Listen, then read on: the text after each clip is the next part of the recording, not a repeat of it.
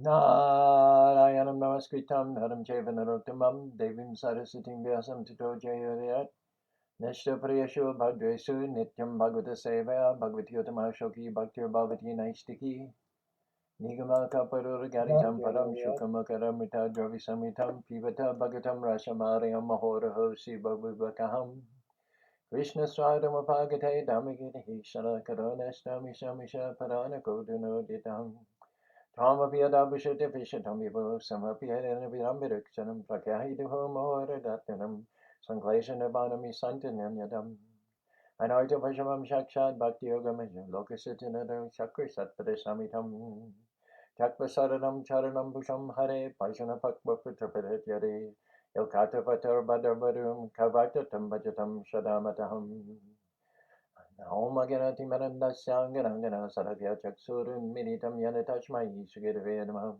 Sri Chaitanya Manovistam Stapitam Yena Bhutare Swayam Rupa Karamayam Darati Saparantiham Vandeham Sigiru Siyata Parakamanam Shigaran Vaishnavam Sta Sigirupam Shagaratam Sahagana Raganatam Vitam Samsatevam Sadvaitam Savadutam Parijana Saitam Krishna Chaitanya Devam Sri Radha Krishna Padan Sahagana Lalita Shri Vishakanvitam Stang Hey Krishna Karuna Sindhu Dinu Bandhu Jagapate Gopisha Gopika Kantara Kanto Namostute Jayatam Sharito Pango Mama Minir Matirkati Matsarvasha Padam Boja Radha Namadan Mohanam Sriman Rasa Rasa Rambi Vamsi Vada Karsan Benaya Shanir Gopi Gopanata Sri Asaram Divyadvindaranya Kalpadruvada Srimad Radhagana Shimasanasto Sri Sri Arashida Govinda Prasadavi Sevamanash Manami Namaham Vishnu Padaya Krishna Pastaya Bhutare Srimati Bhakti Padanta Shami Tanam Namaste Saraswati Devi Guruvani Pacharine Nipashes Sanivari Praskita Desana Sri Krishna Chaitanya Prabhu Nityananda Sri Advaita Gadadhar Shivasari Gaur Bhaktivindam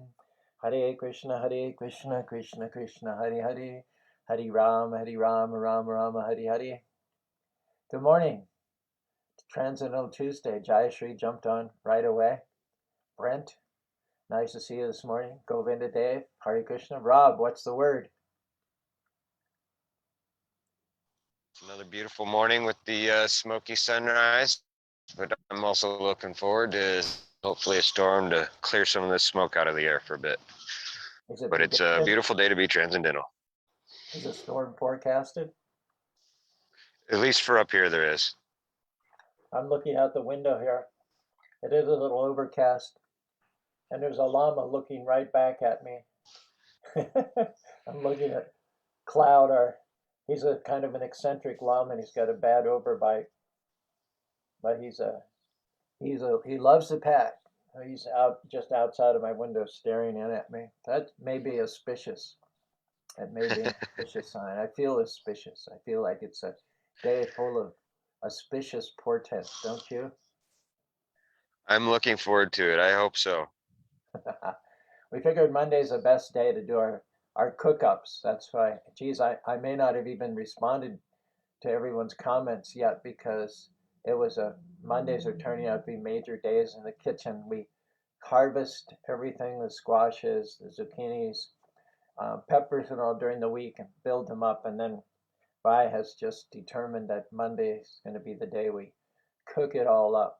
So we made, I think, 11 4-inch deep steam table trays of zucchini from the garden, zucchini and squash mixed with tomatoes and both red and green peppers. And then we found an excellent resource downtown, a place called Restaurant Depot. Apparently they have branches all over the country. Advaita said he used to go to it in Austin, and Govinda Bhakta said he used to shop there in Phoenix. But we've just now stumbled on it as a better alternative to U.S. Foods delivering, as a better alternative to Sam's Club and Costco. One of the finds there is that you can buy curd, big blocks of curd for, I think it's $77 for 20 pounds, which is not too bad, about $4 a pound. Heck, butter's $3 something a pound alone. And so we skipped the step of making the curd and went right to lightly frying it and then adding to the subject. So that's why I probably haven't, come to think of it, haven't responded to your comments from yesterday. Good morning, Ram Kishore. Please accept my obeisance to glories of Prabhupada.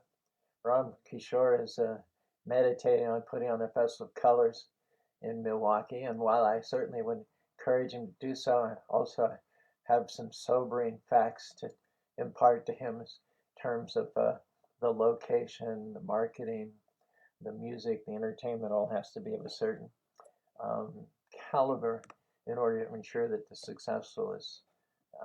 festival is successful. Too many people think that just having the element of colors automatically will give you a big crowd and a successful festival, and that's not the case because there have been a surfeit of color events since people started copying us in 2012, color runs, color festivals.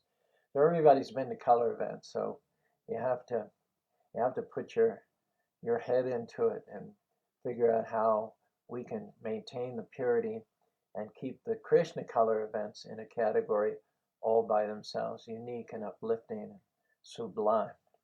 So I will do my best to answer any questions that you have, Ram Kishore, in that regard. Unfortunately, we're not going to be able to physically come there because it's a long drive all the way to Minnesota.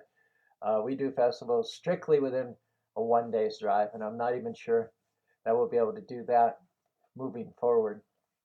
After a 2-year lapse, a 2-year hiatus, seriously considering not resuming our festivals in California, in Los Angeles, Riverside, and San Fernando Valley because lack of help. And I'm 2 years older than I was 2 years ago. But if there's any young person out there that wants to come here, train up, and learn the whole process, we can not only pick up California festivals again after COVID, but we can add more to the schedule. It just depends on what resources, what manpower, what young whippersnappers Krishna may or may not have to send our way in Spanish Fork, Utah. I can't really picture a better situation for a young person to step into. All the hard work, all the sweat, blood, and tears has been shed. We have a turnkey operation here with festivals that are automatically attended in 3 states. Thousands and thousands of tourists, a successful buffet, a gift store, weddings take place here.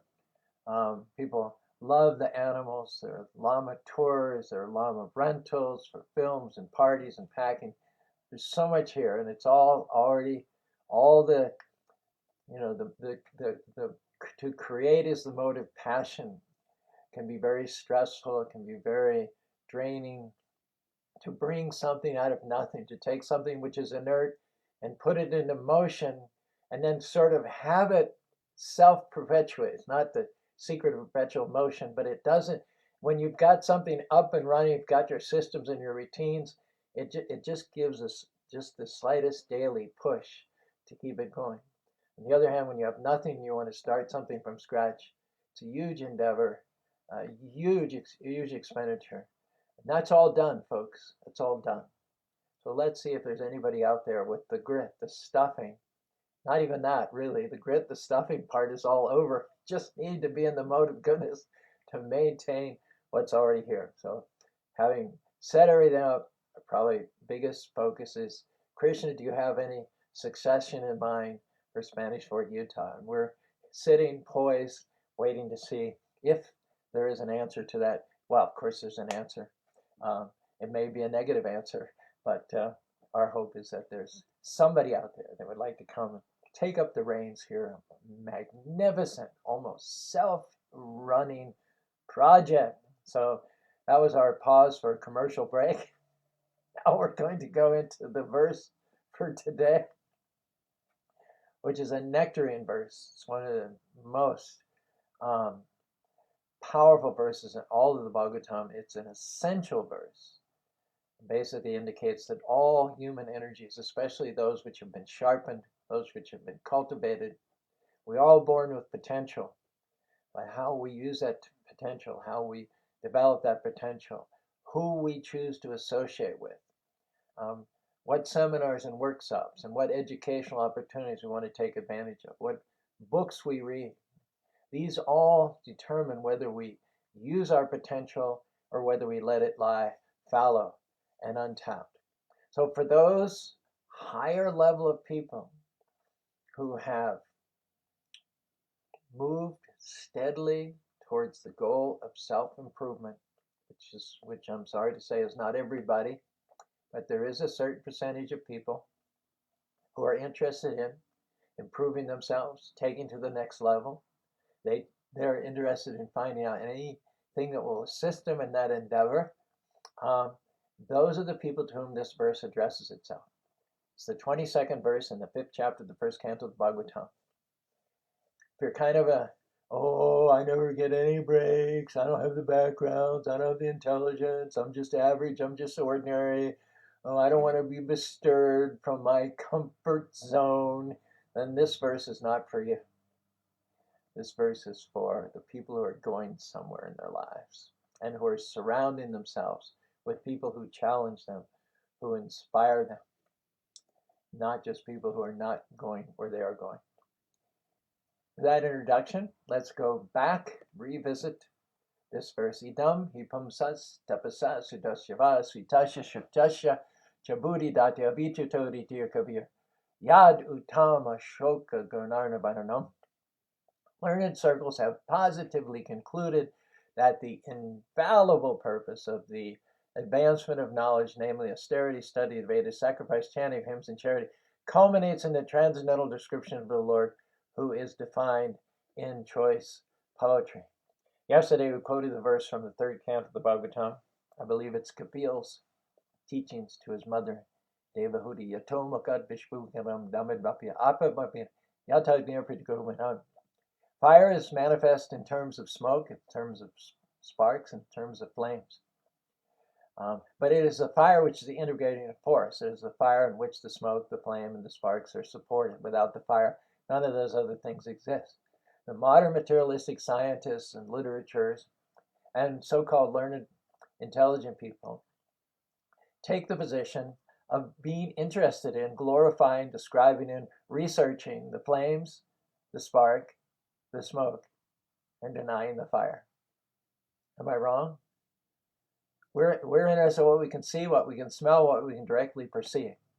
That is the smoke, that is the sparks, those are the flames. But we don't acknowledge an idea, an intelligent designer. We don't acknowledge a supreme person from whom everything has come. It's like saying, I recognize the sunshine. It's a cloudy day. I recognize the sunshine. I recognize the clouds. But I don't recognize the sun planet itself. That doesn't make any sense. The very fact that you can see the clouds means that the sun is up there somewhere. The very fact that there is sunshine means it has to have had a source. It says, Sal Kavidam Brahma. It says, everything is spirit, but where does spirit come from? You may say that spread, diffused throughout the entire universe, all pervasive, is the sunshine. But the sunshine is not existing, happening independently. You may not see the sun. If there's a cloud between you and the sun, you may not see the sun, but that doesn't mean the sun's not there. You know the sun's there because without the sun, there would be no sunshine. Without the sun, there would be no cloud. So our so-called brilliant scientists and philosophers and literatures declare, I will recognize the sunshine, I will recognize the clouds, but I will not recognize the sun because I can't see it. Does that make any sense to you? The clouds are like this material, phenomenal, manifested world. And the sunshine is like Brahman, it's like spirit.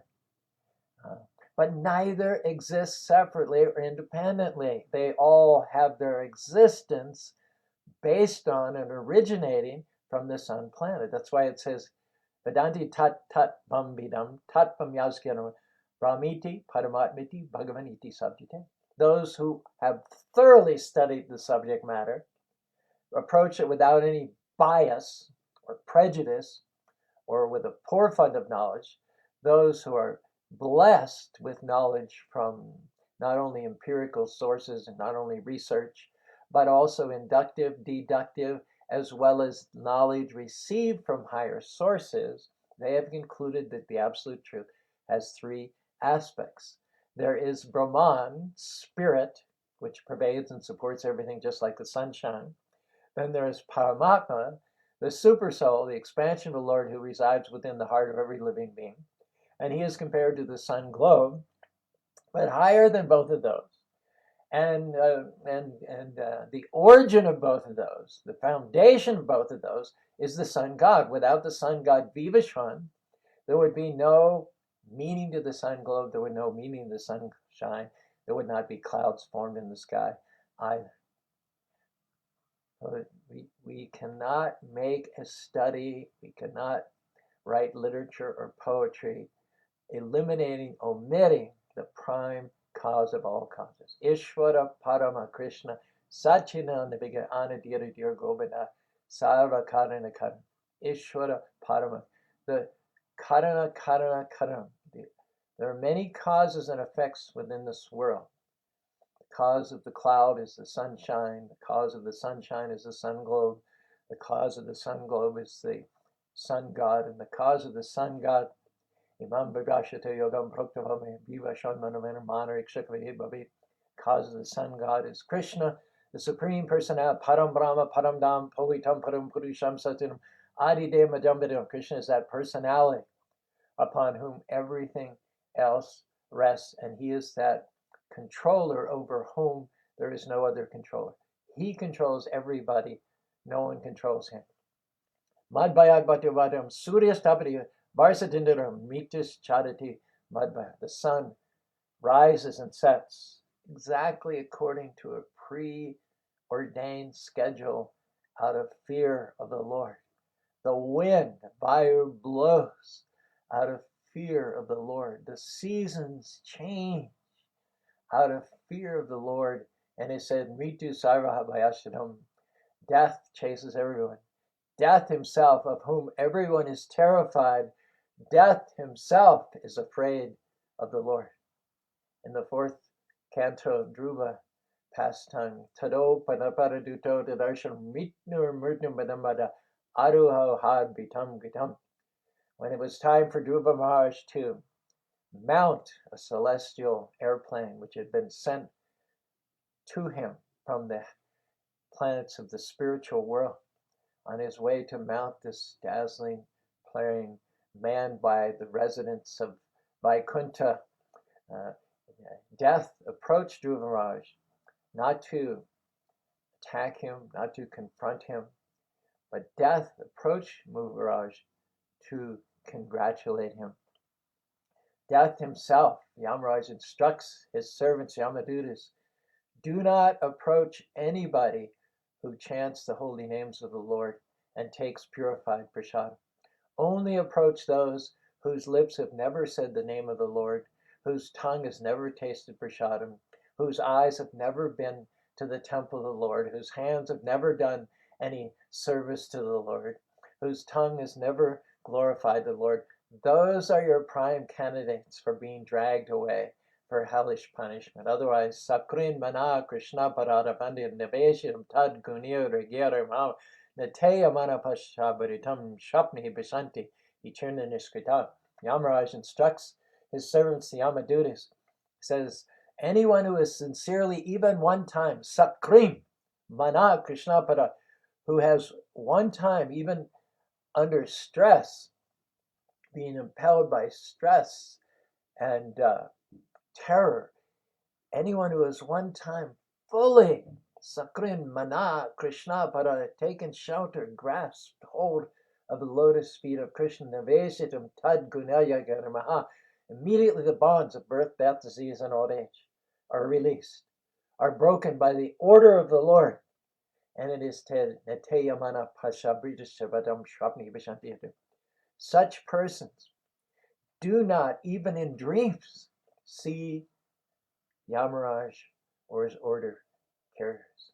So powerful and so great is the process transferring your faith to Krishna. I am Krita Nirvisho Janmakotyam Yadbhyajahariviv Nama Shastyanam. After Ajamil, in terror, chanted the name of Narayan while the Yamadutas were coming to get him, he became freed of more sins than he could commit in multiple lifetimes. And at that point, Yamaraj again declared, I am he Krita Nirvisha Janma Koti Amashamashin. Janma Koti means thousands of births. I am he Krita.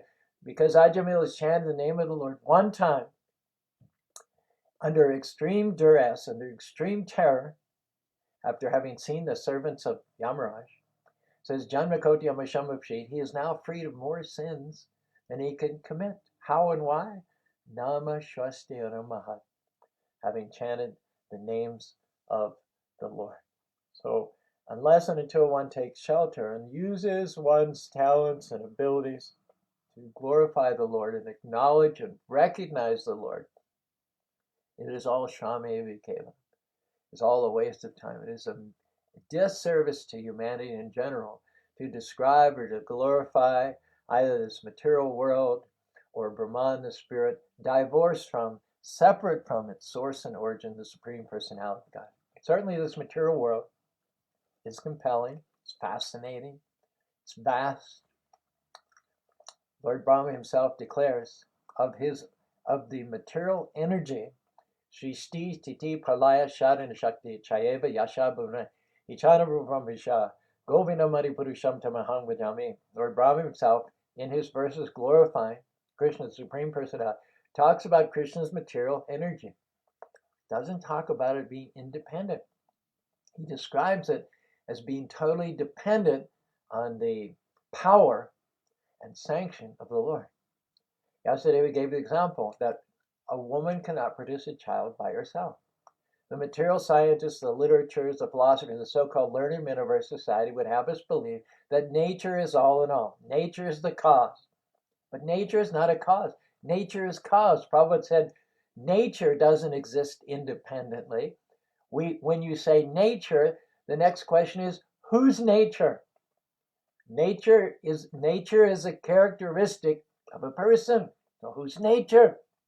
Nature is not independent. A woman is not independently capable of producing a child. And when we declare independence of the Supreme Personality of God that pervades and supports everything, Purusha Prakriti Bhunkte Prakriti Karanam Guna Sangashat Sadasot Yanajanishu. We cut ourselves off from our supreme, loving, intelligent, guiding Father.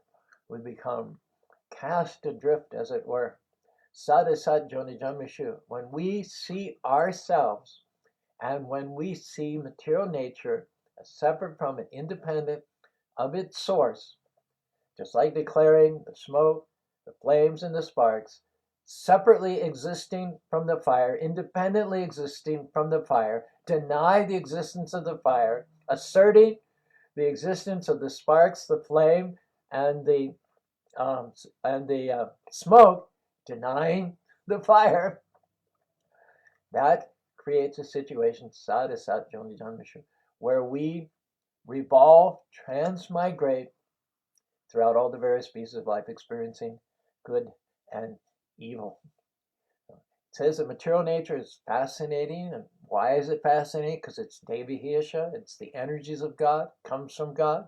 So God is the ultimate enchanter. Krishna means all attractive, Madan, Mohan, Mahini.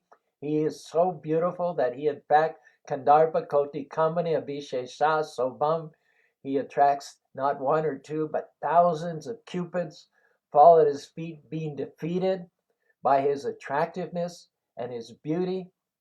So that Krishna, that Supreme Personality of God, and naturally the energies which emanate from him are also going to carry some of that attractiveness of the Lord. That is why we are so enamored of material nature. In fact, in Bengal in October, there are huge celebrations to Durga, who represents the material energy. Durga is an expansion of Radharani, Parvati, Durga, and she represents the power, the majesty of material nature. In Bengal, there are elaborate, expensive forms of worship that go on throughout the month of October for worshiping Durga. But Sisti Stiti Pralaya Shadari Shakti, Durga herself is a maidservant. Durga stands with hands folded before the Lord and asks, Lord, what can I do for you? Durga is one who achieved perfection by massaging the lotus feet of the Lord in her manifestation as Lakshmi. Durga never claims to be independent. She is always serving. She is Yadpada Pankaja Palashavadashaka, an atom at the lotus feet of the Supreme Personality of Godhead. So as attractive and as vast and as complicated and as intriguing as material nature is, and as absorbing as and engaging as it can be to our material scientists and our literatures and philosophers, still Yajad Vibhuti Matsam Srimarorjitam Tadvarega Mamate Jamsa Sambadam. She is but a tiny amsa, a tiny insignificant spark of Krishna's splendor. In the Chaitanya Charita, the scope of this universe is described in the grand picture, in terms of the big picture, which includes millions and millions of universes emanating from the Lord. And those millions and millions of universes, material universes, comprise only a small part of the spiritual world. So this universe is as significant in the big picture as a mustard seed in a bag of mustard seeds. One mustard seed in a 100-pound bag of mustard seeds, not very significant. You often carry mustard seeds here and there in loosely woven bags of burlap. It happens that the tiny mustard seeds somehow or other work themselves through the gaps in the weave of the burlap and fall onto the ground. So if you're carrying a bag of mustard seeds on your shoulder, it's possible that you'll leave a tiny little trail of mustard seeds which have fallen down to the ground behind you. But you don't go back, pick them up. You don't even miss them. They don't make any difference. So this material universe, with all of its wonders and miracles and glories, it is just like a mustard seed in a bag of mustard seed. In that bag of mustard seed, the entire material cosmic manifestation is only resting in a small part of the spiritual world. And it's temporary, whereas the spiritual world itself is eternal. Parash tajmata bhavo nya vyakta vyakta yasa sarvashabhu nasyachu nabinasyati. Prabhupada said everything that is manifested within this cosmic world is but the energy of the Lord.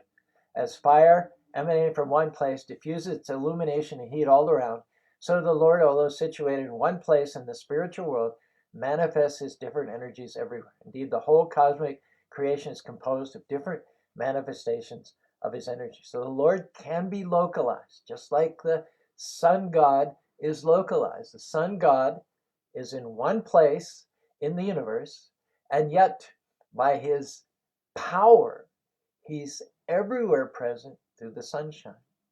Sometimes people say, well, you don't limit God. God is spirit. God is everywhere. You can't limit him by making him a person.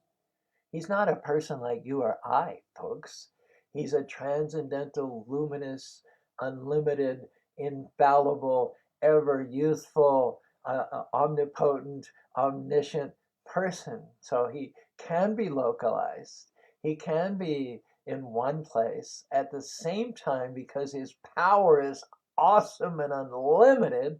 He's also everywhere. The fact of the all-pervasive presence of spirit, of Brahman, does not discount, just the opposite. It proves the presence of a supreme person behind it.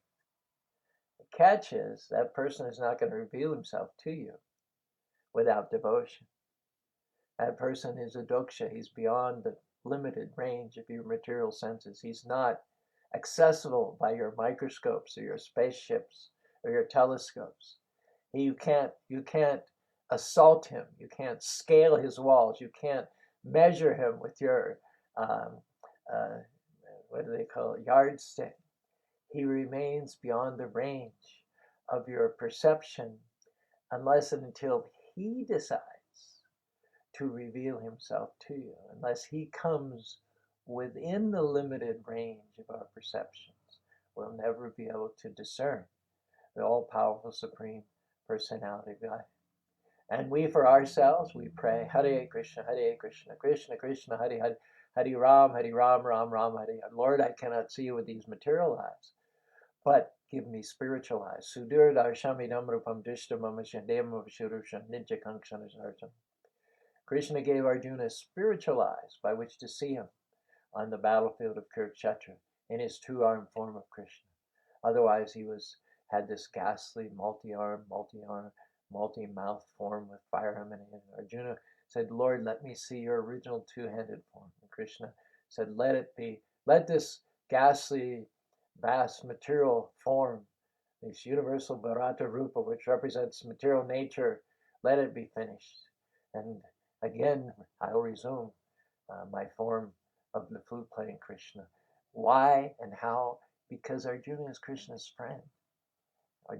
Krishna, the unconquerable, the unlimited, is captured by the love of his devotees. By the love of his devotees, and by the love of his devotees only, the veil, the effulgence emanating from Krishna is penetrated, and Hiranyamayena Patrinam Sasyapinam Satyam Dharma Drishya. One is able to Drishya, Satya Dharma, see the form, the full-fledged form of knowledge, bliss, and eternity with spiritual transcendental eyes. So when the advancement of knowledge is applied in the service of the Lord, then the whole process becomes clear. The muddy waters become clear, distilled, and you begin to see everything for what it is. The personality of Godhead, who is localized, who is unlimited, who has unlimited power and unlimited knowledge and unlimited beauty, unlimited fame, unlimited wealth. He is concentrated wealth, concentrated fame, concentrated beauty, concentrated knowledge, concentrated power, to the extent that he diffuses his energies everywhere. So the material world, the spiritual world have no existence separate from him. When you take your spiritual energy, which is endowed to you by God, and you take the internal spiritual energy, and then you begin to gather the paraphernalia and the resources of this material world, which are also the energies of the Lord. They're the Bahir Shakti. You're the Antar Shakti, the internal energy. And the internal energy begins to use the Bahir Shakti, the external energy, and gathers things together. Like right now, we've got Zoom, we've got a computer, I've got a tablet, I've got a microphone, I've got lights, I've got a virtual back. This is all the exterior energy of the Lord, which we're gathering together. You and I were the interior energy, and we're using the exterior energy, and we're using our mind, intelligence, falsity, and we're glorifying the Lord. We're creating a kind of a yajna here, a sacrifice, which requires paraphernalia, it requires planning, it requires investiture of talents and abilities, but it's all integrated. It's all integrated. That means to say, Brahmarpanam Brahmahaya Brahmagam Brahmaiva Tendagantavyam Brahma Karma Samadhinam. Here's what Krishna says about the wholesomeness of using your talents, your physical body, your internal spiritual self, collating it with all the external things, and producing of that, involving other people, and producing of that a yajna, a sacrifice, honoring the Lord with all of that paraphernalia, fire, elements, intelligence, beautiful Uttama Shloka Vartya, beautiful words, mantras, glorifying the Supreme Personality of Godhead. This is how it's described in the 24th chapter, 4th verse of the Bhagavad Gita. Brahmarpanam Brahmahavir Brahmagna Brahmaiva Tenagantavyam Brahma Kamasam. A person who is fully absorbed, fully dedicated in Krishna consciousness, is sure to attain the spiritual kingdom. How and why? Well, actually, such a person is already in the spiritual kingdom, because the geography of the spiritual kingdom is Bhagavan, Bhakti, and Bhakti. You need three elements.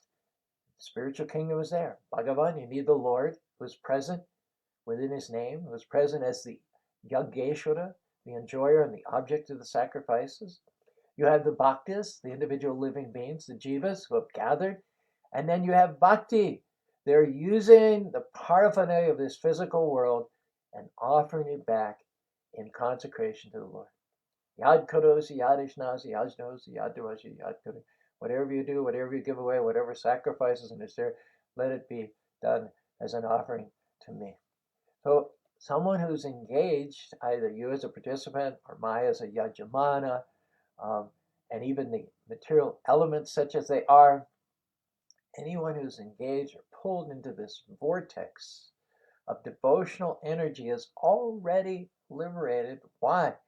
Because of their full contribution to spiritual activities in which the consummation is absolute and that which is offered is of the same spiritual nature. This is the path of liberation for souls entangled in material nature. We have to act in the material atmosphere.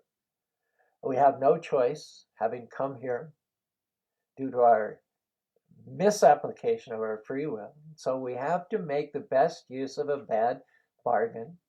But the Lord allows that if we turn our energies and focus our attention, use our words, use our intellect, use our poetry, to again bring focus and concentration on the Lord, that is the process by which the conditioned soul can, by using the material atmosphere, get out of the material atmosphere and go back to home, back to God. And the example is given by Narada Muni. There are several examples throughout the Bhagavad Gita, but one of the ones with which we're most familiar is that a person who's suffering due to a disorder of the bowels because of overindulgence in milk products, it is milk in a different form. It is milk in the form of yogurt, which cures that indigestion. So activity outside of Krishna consciousness, falsely pretending that the material energy and spirit itself have a separate independent existence from their source, from the Lord, is the cause of our bewilderment and our entanglement. But applying our knowledge and intellect under the direction of a spiritual master who can Omagana Timarandasha, who comes to us in the darkest region of ignorance and with the shining torchlight of knowledge, opens our eyes, we then begin to use these same eyes to see the Lord as in fact the basis and support of everything.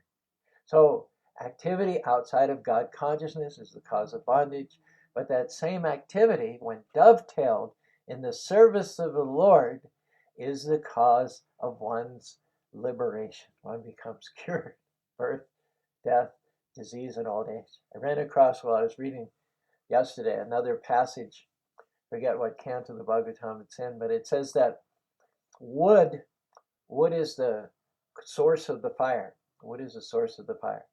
So our non-God-centered misconceptions cause us to be burned by birth, death, disease, and old age in this material world. But that same wood can also be offered into the fire of yajna for satisfying the Lord, and that same wood can be the cause of our liberation. Yate damshi samirigni bajrasakari gyanagni savika tamahu pandidabara. In the 4th chapter of the Bhagavad Gita says that just like fire burns up wood and turns it to ashes, when we dedicate our talents and our abilities, our poetry, our literature, in the service of the Lord, it burns up the results of our karmic activity to ashes. Prabhupada says Valmiki was one of the greatest poets who ever lived. Vyasadeva was one of the greatest poets who ever lived. And they used their poetic and literary talents, abilities in the service of the Lord, and not only did good to themselves, but did good to the entire world and many future generations ensuing. Prabhupada says the materially absorbed, conditioned soul can be cured by the process of Krishna consciousness as described in the Bhagavad Gita. And this process is generally called as yajna. If you're hearing all this for the first time or you're new to it, yajna means sacrifice, and it's spelled Y-A, basically G or J, N-A. And the G or J is more or less silent. Yajna, yajna. That means simply activities dedicated for the satisfaction of Vishnu or Krishna. Yagnartat kamanonyatya lokoyam karma bandhanam. Activities which are not dedicated to the satisfaction of the Lord are lokam bandhanam. They're productive of karma. They bind us to birth, death, disease, and old age in this material world. Yagnartat kamana lokoyam karma tadadam kamana madartam padam.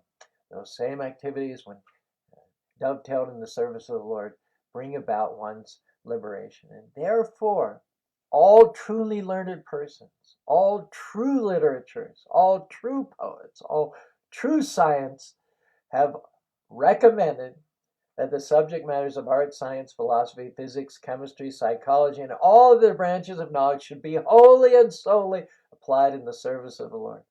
Art, literature, poetry, painting may be used in glorifying the Lord. One time, Prabhupada had a visitor in Australia. I forget who it was, but I was in the room. And this book had come out just recently, a small book written by one of Prabhupada's PhD disciples named Swarup Damodar. He had a PhD in chemistry, I believe, from Emory University. And he wrote a little book called The Scientific Basis of Krishna Consciousness. Prabhupada was so happy. That book came to him in Australia, and he showed it to every person.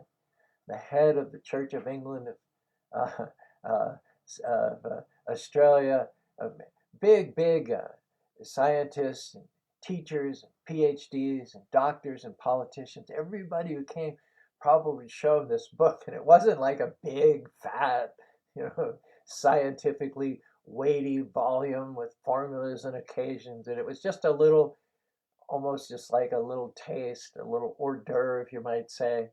It was a omen of what was to come from the Bhaktivedanta Institute, from Sadaputta, Dr. Richard Thompson, and many of the other disciples of Prabhupada who were PhDs and by now have written many scientific books on the basis of Krishna consciousness, and many books on the scientific basis of Krishna consciousness.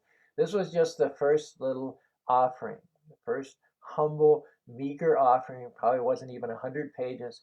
But Prabhupada would take a distinguished visitor, a big Nobel laureate, a big PhD, or big politician, or big clergyman, and he would just sit there and he would read from that book of Swarup Damodar.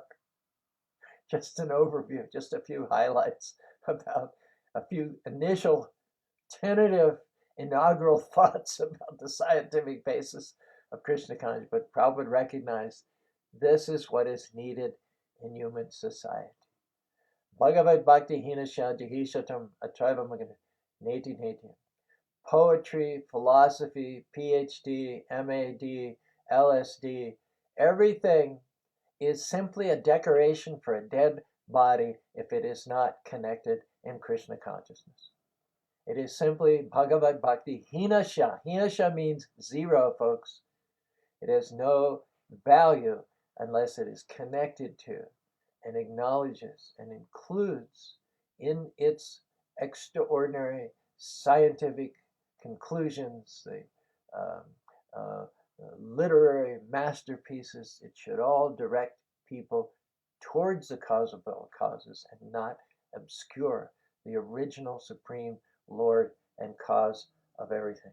Science, philosophy, literature should all be applied in the service of the Lord. Prabhupada says there is no use in presenting dry speculative theories for sense gratification. Philosophy and science should be engaged to establish the glory of the Lord. Just think of the power, the revolutionary potentiality of Krishna consciousness. If Prabhupada refused to keep Krishna locked in the church, to keep him confined to faith, to denominationalism, to sectarianism, to churchianity. God is all pervasive. God is within the atom. God is within the hearts of every living being. So God should be within politics. He should be within literature. He should be within fiction. He should be within exposition. He should be within science. He should be within technology. He should be within business. He should be within raising a family. He should be within cooking. He should be within driving. He should be within mechanics. Any and every area of human activity, anywhere people are improving, sharpening their God-given skills and talents, God should be honored. God should be recognized. God should be glorified. God should be bragged upon. In the Bhagavad Gita, this is also confirmed. All knowledge not engaged in the service of the Lord is but nescience. It's study, It's infatuation with, it's absorption in the shadow, not the substance. It's absorption in the uh, reflection and not that which is being reflection. Real utilization, real advancement of knowledge is to establish the glories of the Lord. Scientific knowledge engaged in the service of the Lord and all similar activities are called by a name, Hari Kirtan. Thank you so much for your attention. This is Transcendental Tuesday. Let's see what we have. Jaya Radha. She's always very, very thought-provoking. She says, I have a question. I wonder why Prabhupada said to her, if you know how dangerous it was to be in the material world without neck beads, you would be shaking your boots. Why did he say this? If he knew the devotees were chanting the holy names, why did he consider neck beads so protection of material world if they have chanted way more than once? Well, Yamaraj, in his instruction to Yamadutas, he says to whom they should go. You should go to those who are not chanting the holy names of the Lord. You should go to those who have never attended the temple, whose legs are like tree trunks and whose eyes are of no more use than the eyes and the tail of a peacock. They don't use their legs to go to the temple. They don't use their eyes to see the deity. Mahayate te nayanani gani vishnunana pado to jumajanma chechani nanavrajato hare yo. I was reading something the other day where Prabhupada was very concerned about his householder devotees. Some of the householder devotees were talking about having elaborate paka first-class worship in their home. Prabhupada said, home worship should not be elaborate paka. Just have Gaura-Nitai deities offer in the morning and evening. But main worship should be at the temple with the devotees, with the speakers of Bhagavatam, where chanting of Hare Krishna pervades and supports every atom in the temple. Every devotee should use their legs to walk to the temple. They should go to the temple and cook and do service and make flower gowns. The temple should be their source of their worship. And the home worship should not detract from the temple worship. And I know Jai Sri Radha has the most gorgeous temple and arrangements probably ever in ISKCON. But I also know she's very, very faithful to Prabhupada's words and to Prabhupada's ISKCON. And so you can have nice home worship, but it should, bottom line is, it should not detract from the service that you do at the temple and from associating with devotees. So Yamaraj says, those to his servants, approach those who don't go to the temple, approach those who don't take prasadam, approach those who don't chant Hare Krishna, approach those who don't associate, and approach those who don't wear neck beads. So this is from Yamaraj, who's one of our 12 Mahajans. Spiritual world is a culture. There's Tulsi there, there's neck beads, there's prasadam, there's festivals. The spiritual world, it's just like, you might talk about Israel. Israel has certain dances, certain foods, certain cultures, certain traditions that are passed down. Spiritual world is no different. It has a culture. Part of that culture is wearing neck beads. You can't just isolate one aspect or one category to the exclusion of others. It's a package. If you want to live in God's kingdom, you have to familiarize yourself and get comfortable in thinking and acting according to the culture of the spiritual world. All right. Oh my God, I'm simply falling. I'm so glad you. I don't know why. Good morning, Raquel. Thank you, Jaya Sri Radha, as always, for your contribution. Such a sincere devotee. She said her neck beads broke one day in 1970, and she set them aside to restring them later in the day. Went into Prabhupada's room, and he said, "Where are your neck beads?" I had told him they had broken. I was going to fix them later today. He said, "Strongly, you must now go and fix them." When you wear the neck beads, Yamaraj will not come. So don't go without neck beads. That's what Prabhupada was saying. Neck beads. Yamaraj is instructed the Yamadutas, don't drag away for punishment anymore as wearing neck beads. So do you have neck beads, Rob? I do not have neck beads, Prabhuji. Well, next time you come, I want you to pick out compliments of the Spanish Fort Temple. Would that be okay? Go to our rack, pick out a set of neck beads for you as a gift from me. That would be very humbling, Prabhuji. Thank you very much. We want to see our Rob. Our Rob is very dear to us, jumping on all these calls. So we want you to be protected. And we're reminded by Jai Sirati how important, neck beads are considered by no less of Mahajan than Yamaraj, the Lord of justice and death. So let's make a point, get you beaded up, Rob. Do you have any other words? Thank you so much. Now I've got you on the line. Do you have any thoughts as a result of our discussion this morning? Just a couple. Chant and avoid the hellish places. And try take the fuel from your. What's that, Prabhuji? We try to put some feeling into our chanting, just not doing it robotically. Like yes, chant with your heart. Yeah, with your heart. Take Ajamil. He wasn't even thinking of Krishna. He was thinking of his youngest son, but he was chanting heartfeltly. It's that heartfeltedness that's noted by the Lord. And take the fuel off your material desire fire and put it onto Krishna's fire. Exactly. That which is the cause of entanglement can be the cause of liberation. It's one of our sub-themes today.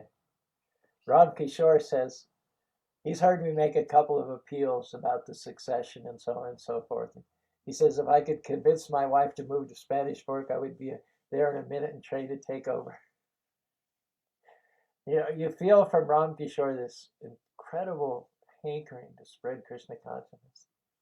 He's doing so much and praying so much and hoping so much that his field of Minnesota gets a temple and gets festivals and things like that. I know that Krishna is going to fulfill his desire in due course of time. Good morning, Rakesh ji.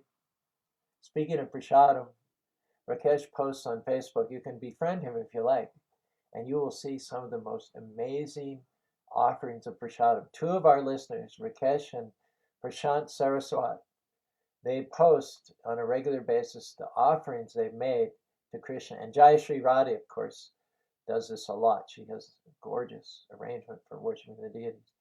But it's an inspiration to see Rakeshji as well as Prashant, the offerings they make to their deities, especially on special holidays. Really, really wonderful. At the same time, again, let us present that with the caveat that the main thrust of our service should be around the temple where the devotees, where Prabhupada sits on his Vyasasana and presides over all the Krishna conscious activities. Brent, namaste. Glad you could join us this morning. Star, Satnam.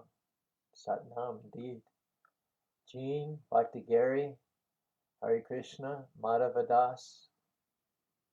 Please accept my humble obeisances. Glories to Prabhupada. Divya, Hare Krishna, Divya Bear. Hare Krishna. All right. And then do we have, where's that little button with the people who did the likes? I don't know where it is. Oh, here it is. Oh, Richard Boninath, also thank you. Raleigh, thank you. Raquel, Hare Krishna. Arpit Singh, Sisodias, come on board more often recently. Thank you for that. Ram Kishore, Jai Sri Radhe by Bobby, Divya, Madhava, Gary, and G. Thank you all for hitting little likes. We'll chant the mantra in a long, sustained, drawn out way here to end our show in case anybody else wants to hit a little heart or a thumbs up or a like. And we'll be back. Hope you don't mind. I hope you're not getting surfeited. Hope you're not getting filled up by this topic. I know I'm not, because we're going to visit again. Join us again tomorrow, Wisdom Wednesday, for part 3 of this magnificent verse, 22nd verse, first chapter. Idam yupam sas sapasasi tasava sitasi sutasi abhijatorit yad uttamashoka gananavan. Hare Krishna, Hare Krishna, Krishna Krishna, Hari Hari, Hari Ram, Hari Ram, Ram Ram, Hari